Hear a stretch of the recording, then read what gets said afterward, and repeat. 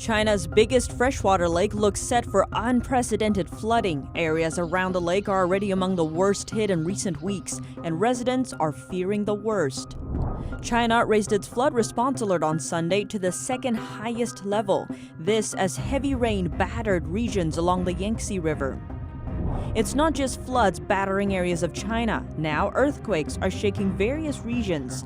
6 earthquakes within 2 days, one even reaching a magnitude 5.1. A video circulating on Chinese social media is causing concern over the country's food security. It alleges a granary of a major state-run grain stockpiler is full of moldy, poor-quality corn. And an exclusive, a former Chinese web censor exposes the inside story of the Chinese regime's infiltration into the free world. He takes us behind the scenes of censorship at TikTok. Welcome to China in Focus. I'm Tiffany Meyer. China raised its flood response alert on Sunday to the second highest level as heavy rain battered regions along the Yangtze River. The eastern provinces of Jiangsu and Jiangxi are among the worst hit. Flooding in Jiangxi province pushed water levels of Lake Poyang, China's biggest freshwater lake, to above 74 feet, a historical high and well above the alert level of 64 feet. In Aba, Sichuan province in the southwest, almost 200 feet of roadbed was destroyed by a river, overflown by days of heavy rainfall. So far this year, some 141 people have died or gone missing in the floods, which have ravaged over 8 million acres of farmland and flattened 28,000 homes. Economic losses total close to $12 billion, affecting nearly 34 million people, with more rain expected in the coming days. According to the Ministry of Water Resources, 212 rivers have exceeded alerting levels since early July, with 19 of them rising to historical highs.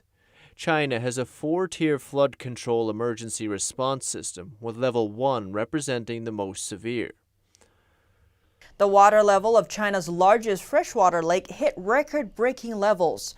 Regions around the lake face the risk of serious flooding, while water levels continue to rise. NTD's Juliet Song has more. Regions around China's biggest freshwater lake are now bracing for new rounds of unprecedented flooding. China saw its worst flood in recent years in 1998, and this past weekend, the water level inside Poyang Lake broke the 1998 record. The lake is located in areas already among one of the worst hit in China, the southeastern Jiangxi province. Local authorities raised the flood alert response to its highest level. A Chinese state-owned media reported that over 500,000 people have been evacuated, but some are still trapped without any basic supplies. Now I don't have any food to eat. I don't even have any rice at home. What should I do? Miss Yu's village at the south of the lake has been submerged. She is over 70 years old and hasn't received any government aid at this point. 3 hours away, northeast of the lake, a resident said the flood burst many embankments. We're in a very miserable situation. The embankments have burst and water is overflowing. Traffic also shut down. The roads are gone. They're all broken and submerged. Zhang now relies on boats to get around. He fears the flooding will get worse. China's National Weather Service said the water level inside Poyang Lake will continue to rise over the next days. Flood control remains a challenging task. Jiangxi province has over 1,500 miles of embankments surrounding rivers and lakes, and almost 90% of these bodies of water are seeing water levels going above the warning level. Han Lu and Juliet Song, NTD News. A major flood has struck the upper reaches of the Yangtze River, China's longest river. An internal document we obtained shows the river's water was flowing at a rate of over 80,000 cubic meters per second. It also explained that it's forecast to exceed 90,000 cubic meters per second. According to local Chinese media, the river's flow rate was so high that it will soon break the highest record recorded in the last century, if it hasn't already. Officials in Zhejiang, a city located on the southern shore of the Yangtze River, issued an emergency notice on Monday, requesting that the entire city be evacuated. Now we focus on another area along the river, the Three Gorges Dam. Flooding is getting worse in some areas near China's famous Three Gorges Dam, the largest hydropower project in the world. Experts have warned that the dam is on the brink of collapse. That means as many as 400 million people may be at risk. But in a twist, local Chinese media outlets and social media platforms published an article saying, "Sorry, the Three Gorges Dam has done its best. Please stop criticizing it." The report says the dam is at its wit's end, adding that over 50 rivers in 8 provinces have already exceeded their flood warning levels. It also says that no matter how powerful the Three Gorges Dam is, it cannot let the water flow backwards. Officials in charge of the dam project have warned people not to pin their hopes on the Three Gorges Dam, as its capacity for flood storage is limited. Back in 2007, Chinese officials claimed the dam was designed to withstand once-in-a-millennium flood levels. Over half of China is now waterlogged. Now, at the same time, earthquakes have struck. According to China's seismic network, within 2 days, 6 earthquakes, magnitude 3 or higher, hit various areas of the country. 4 of them happened on Sunday. One hit the city of Tangshan, 90 miles east of Beijing. The quake clocked in at a magnitude 5.1. More than 30 consecutive aftershocks followed. About 40 years ago, the same city endured a magnitude 7.6 earthquake. According to official figures, 240,000 people died, making it the 3rd deadliest earthquake in recorded history. Unofficial figures say the real death toll was 3 times higher. City officials called Sunday's quake the aftershock of the bigger one 40 years ago, adding that locals have nothing to worry about. More earthquakes hit in the southwest province of Sichuan and the special district of Chongqing. Both areas are located along the upper reaches of the Yangtze River and upstream from the Three Gorges Dam. 2 quakes, one magnitude 4 and one magnitude 3, hit the areas on Sunday. That's after a magnitude 3.2 earthquake hit the same area in Sichuan a mere 10 days ago. That same afternoon, a magnitude 4.4 earthquake shook an area in the southwest province of Yunnan. 1 day later on Monday, 2 more quakes, this time magnitudes 5.0 and 3.4, struck 2 regions in Xinjiang. Now we turn to China's education system, where another form of censorship is taking place. The Chinese regime censorship is invading Chinese schools in a new way. A new campaign has been launched to remove some books from classrooms. Authorities didn't list specific book titles, but said the illegal books are those that violate the Communist Party's guidelines and policies, smear or defame the party, the country's leaders, or its so-called heroes, are not in line with the party's socialist core values, or promote religious doctrines and canons, narrow nationalism, or racism. Among them are books about Christianity, Buddhism, and copies of Animal Farm and 1984, George Orwell's novels about authoritarian regimes. This is the first national campaign to target books in over 40 years, and the first following Mao Zedong's era. A video on Chinese social media alleges a granary of a major state-run grain stockpiler was full of moldy, poor-quality corn. This, along with past history of corruption by the public stockpiler, is causing concerns over the country's food security. A video has gone viral on China's social media site Weibo, and it reveals the alarmingly poor quality corn coming from China's public granary. A woman in the video said she had just bought the corn from the state grain stockpiler Sinogreen. She explained that a lot of the corn is already moldy. There also appears to be large amounts of foreign material like dust mixed in. 无法通过这个视频让大姐闻到这个酸不溜叽的味儿，但是整过粮的就应该知道那是一种什么样的味道。躁动直属库的各位领导，国家给你们拿钱让你们存粮，你们就存这样。 The video prompted backlash on Chinese social media. Sinogreen said that it has sent a team to investigate. As one of the world's largest grain stockpilers, Sinogreen has over 200 billion worth in current assets. As of 2015, the amount of grain it bought from farmers accounted for close to half of all grain transactions in China. But the company has long been plagued with corruption and embezzlement scandals. In 2013, prosecutors charged over 100 Sinogreen employees for embezzling more than $100 million worth of public funds. They were also charged with secretly selling grain stock and adding sand to the grain to make it heavier, allowing them to charge more money for less grain. 4 days after Chinese authorities dispatched an inspection team to tackle the corruption, a serious fire burned through one of the company's major grain storage bases. The blaze wiped out over 50,000 tons of corn and rice, causing netizens and the media to question whether the fire was set to destroy evidence of corruption. The memory of the fire is now being revived by the current grain quality controversy. Commenting on the news online, many mentioned the fire 6 years ago.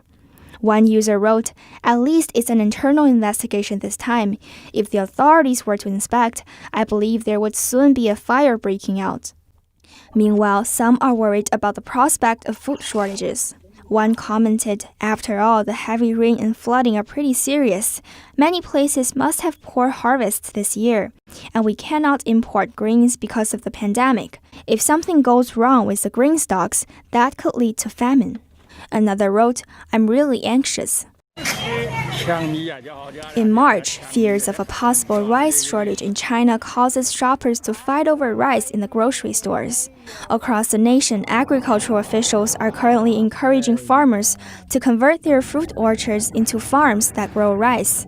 China's communist authorities recently stressed that the country needs to ensure stability in 6 areas, including basic living needs and food security.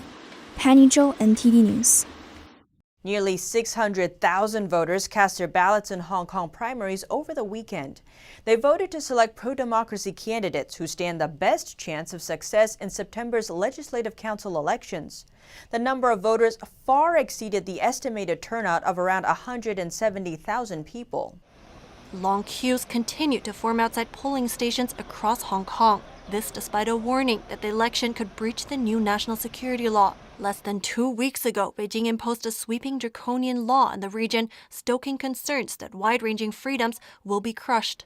On the second day of the Democrats' primaries organized by Hong Kong's opposition camp, Hong Kongers tell us why they are voting. One of the residents lining up at a polling station says he's not intimidated by the new law, but some people definitely are. So far, I don't know any friend of mine who is scared off by the national security law, but I think there are definitely people who fear the legislation as the government is not being reasonable nowadays. Of course, some of them are scared. A Hong Kong University law professor and organizer of the primary vote said the election is not merely about selecting candidates, but about the determination to achieve democracy.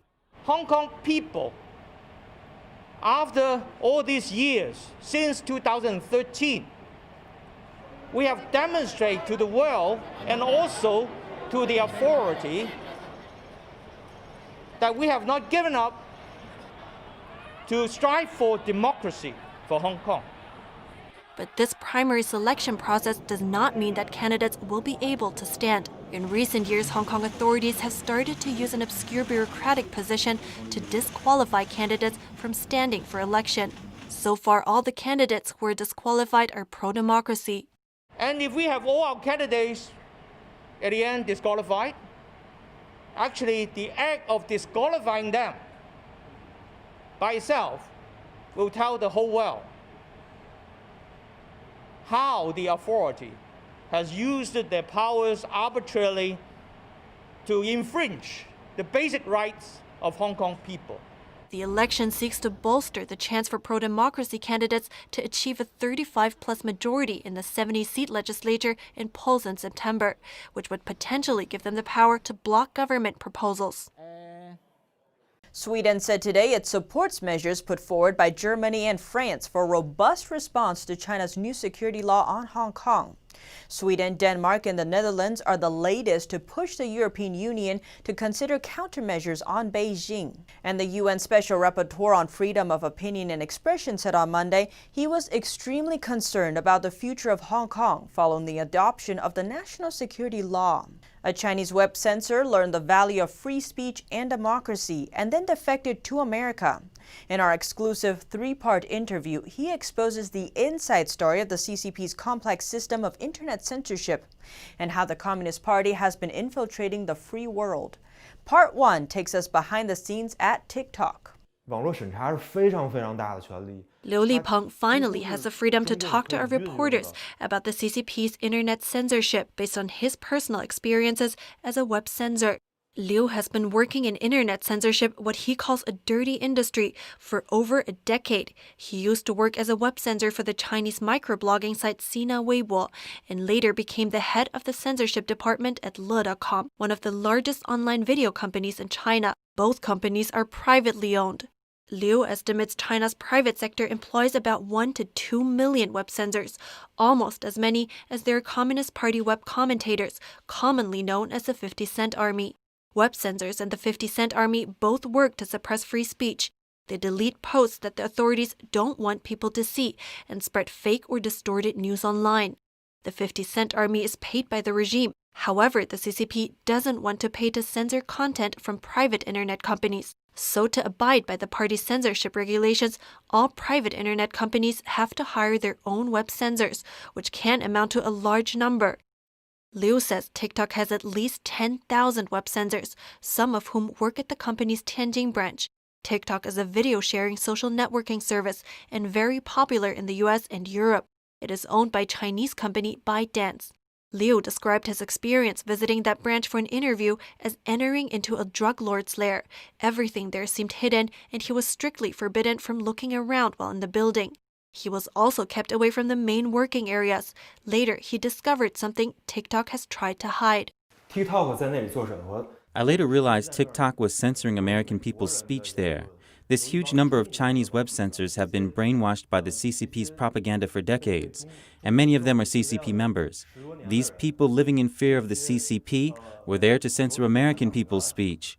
Liu explains TikTok has to obey CCP rules, even if it wants to operate in overseas markets.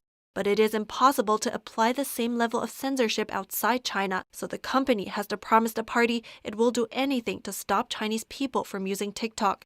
He told us about who is not allowed to use TikTok. The Chinese are not allowed to access TikTok. If you use a made-in-China cell phone, or if you have a Chinese SIM card, or if you are personally in China, any of these conditions will keep you out of TikTok. Liu says the only reason TikTok has to withdraw from the Hong Kong market is that it overlaps with Douyin, the Chinese version of TikTok, which is only allowed to be used by Chinese people. Unlike other companies like Facebook or Google, TikTok did not mention anything about the national security law when they announced the withdrawal. Reporting by Xi Wenhui, NTD News. A top White House advisor says he thinks the president will take strong action against Chinese-owned social media apps TikTok and WeChat.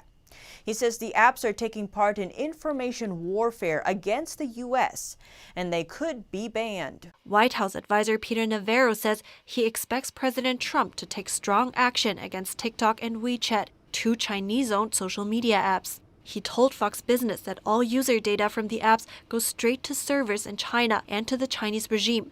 Navarro said those apps can be used to steal personal and financial information for blackmail and extortion.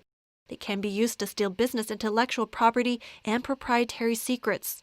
Last week, President Trump said his administration is considering banning TikTok in the U.S. TikTok is owned by Chinese company ByteDance. It's popular with American teenagers.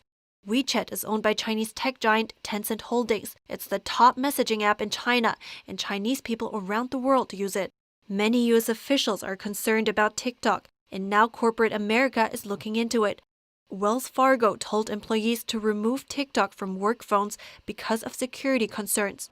The company has denied allegations that it's a national security threat to the U.S. TikTok hired former Disney executive Kevin Mayer as its new CEO.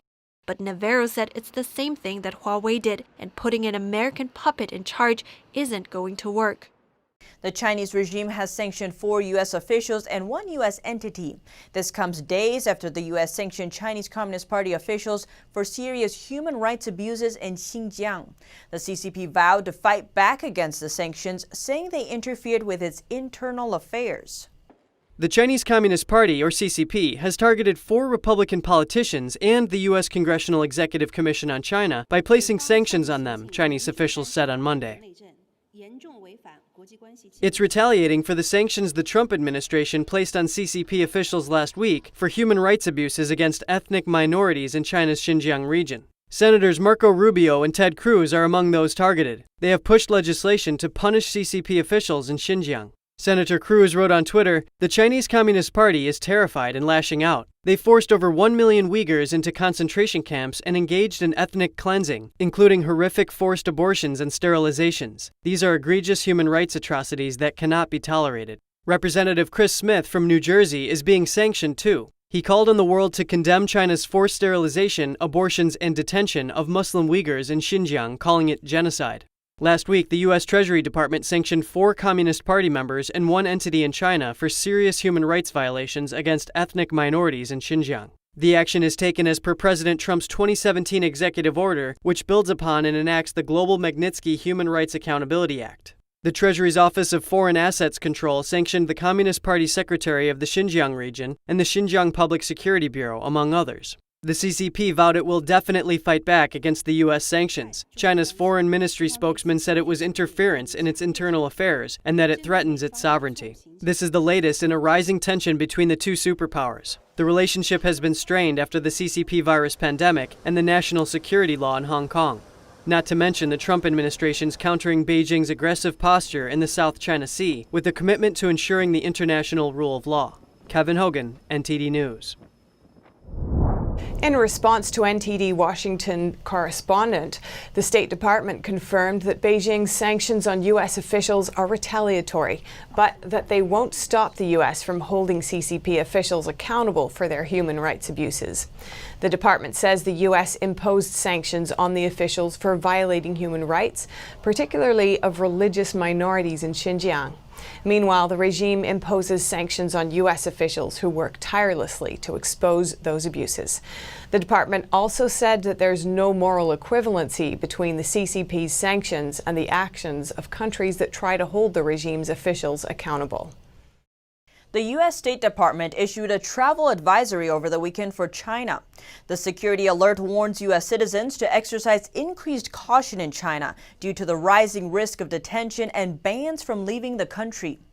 U.S. citizens could face longer jail time without U.S. consular support or information on what their alleged crime is. This comes after Beijing passed its draconian national security law in Hong Kong. The draft includes people from outside Hong Kong that could potentially be punished for so-called violating the law. Lawyers and activists have expressed concern that China could use this as extraterritorial jurisdiction against anyone anywhere in the world. It's seen as an attempt to stifle global criticism of the regime. The State Department did not say what prompted the alert, but did add that U.S. citizens could be targeted, even for sending private messages. The alert added security personnel may detain and/or deport U.S. citizens for sending private electronic messages critical of the Chinese regime. The security alert comes as tensions remain between the two countries over a number of issues, from trade to the virus pandemic and human rights abuses in regards to Uyghur ethnic minorities. NATO Secretary General wants a more unified NATO worldwide in order to withstand China's growing influence. This includes political cooperation between the Atlantic Alliance and partners such as Australia, New Zealand, South Korea, and Japan. The Secretary General said that NATO should intensify its cooperation with the EU when it comes to building communication networks and other critical infrastructure. He also made clear that warfare has become much more digital, and China's military threat is increasing because of their improving AI technology. China's first stealth fighter jet was the subject of a thrust upgrade. Now the G-20B is ready for mass production, which started last week. But the fighter won't be built with Chinese engines. Chinese engineers are still working on engines for the fighter jet. That work has fallen behind schedule because the design has failed to meet requirements. According to military sources, the aircraft will instead be built with a Russian engine. Iran and China have drafted an economic and security partnership. The deal would be worth a total of $400 billion over 25 years. The New York Times reported that the agreement would expand China's infrastructure and military presence in Iran. In return, Iran could sell its oil to China, which other countries wouldn't buy because of the sanctions placed on Iran. The U.S. isolated the Iranian government over the past few years because of the nuclear and military threats it poses. A State Department spokeswoman wrote that the U.S. will continue to impose costs on Chinese companies that do business with Iran. The amount of bad loans in China will increase in the near future. That's according to the country's banking regulator. It says the stage is already set. It's just that virus relief incentives have delayed it showing up in the bank's balance sheets. China's banking regulator is telling lenders to prepare for a jump in the number of non-performing loans. It's advising them to preserve capital by limiting dividend payments and capping bonuses. What makes things worse is it says small and medium-sized banks are facing deteriorating asset quality. They're invested heavily in the housing and stock markets, violating regulations. This will make it harder for the banks to remain solvent should we start seeing defaults. According to official figures, the country's GDP shrank by almost 7% in the first quarter, but banking profits grew by 6%. The regulator defended the disconnect by saying it's just a lag in the banks feeling the effect of the pandemic. The Secretary of Education is encouraging schools to reopen in the fall. She says it's for the benefit of both older students and younger children, and that it can be done safely. Education Secretary Betsy DeVos vowed to have schools reopened nationwide in the fall. She said students need to be attending school in person. There is nothing in the data that would suggest that kids being back in school is dangerous to them. Kids need to be in school. They need to be learning. They need to be moving ahead. During an appearance on Fox News Sunday, she said that it will be a matter of how, not a matter of if. She said opening schools can be done safely and that guidelines from the U.S. Centers for Disease Control and Prevention are there to guide, not be absolute rules. The CDC guidelines are just that, meant to be flexible and meant to be applied as appropriate for the situation. The CDC lists a number of considerations for schools around social distancing, the sharing of equipment, and cleaning, among others. But she expects virus hotspots to be dealt with differently. DeVos said the CDC never recommended that schools be shuttered in the first place. She added that students have fallen behind this spring. And there are other concerns as well. She said mental, emotional, and social issues have arisen among children who are not in school. And that's all for today's China in Focus. Thanks for watching and see you tomorrow.